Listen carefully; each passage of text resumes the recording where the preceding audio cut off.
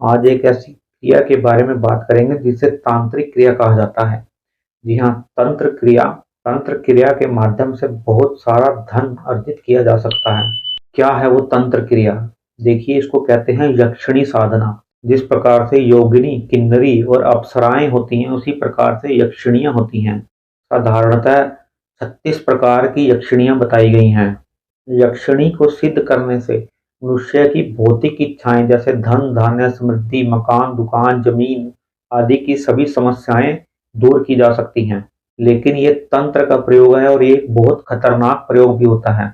यक्षिणी का वर्ण माता, बहन या पत्नी के रूप में या प्रेमिका के रूप में किया जाता है। जिस रूप में आप यक्षिणी की साधना करते हैं, उसी रूप में वो आपको प्राप्त होती हैं और फिर उसी रूप में वो आपके साथ जीवन भर रहती हैं और आपकी समस्त मनोकामनाओं को पूर्ण करती हैं। लेकिन यक्षिणी साधना करने से ज़्यादा महत्वपूर्ण है साधना से पहले की तैयारी। साधना से पहले की तैयारी देखिए बहुत कठिन होती है। इसके लिए पहले चंद्रायण व्रत किया जाता है। चंद्रायण व्रत यानी कि चंद्रमा की कलाओं के बढ़ने और घटने के हिसाब से व्रत किया जाता है। जैसे प्रतिपदा की तिथि में चंद्रमा बिल्कुल कम दिखाई देता है, तो उस दिन एक कोर भोजन किया जाता है। दूसरे दिन 2 कोर भोजन किया जाता है, तीसरे दिन 3 कोर। इस तरह करते-करते जिस प्रकार चंद्रमा बढ़ता रहता है, उसी तरह पूर्णिमा तिथि तक आते-आते 15 कोर भोजन किया जाता है।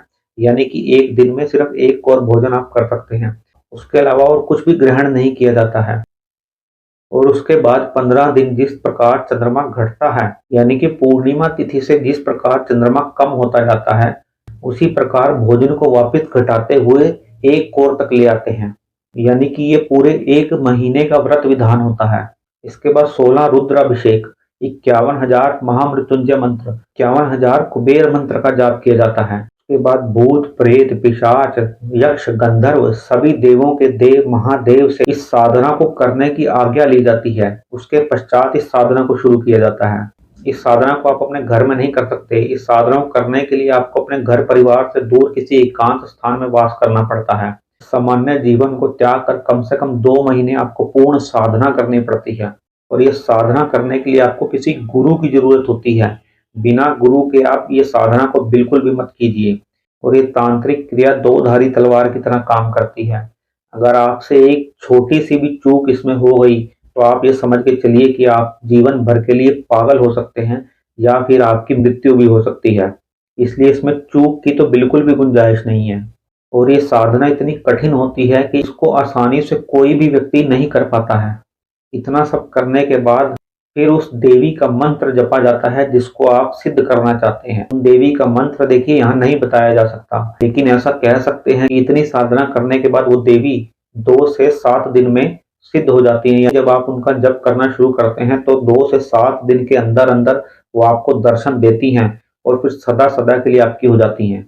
फिर आप उनको जिस भी रूप में जाप कर रहे हैं उसी रूप में वो आपको प्राप्त होंगी और फिर जीवन भर आपके साथ रहेंगी। आपकी आने वाली हर समस्या का समाधान वो देवी चुटकियों में करती जाएंगी। फिर आप उनसे जो भी मांगेंगे वो आपकी हर मांग पूरी कर देंगी। लेकिन मैं यहाँ फिर से आपको कह रहा हूँ कि बिना सोचे समझे और बिना किसी गुरु के इस साधना को करने के बारे में सोचना भी नहीं चाहिए। जय श्री राम।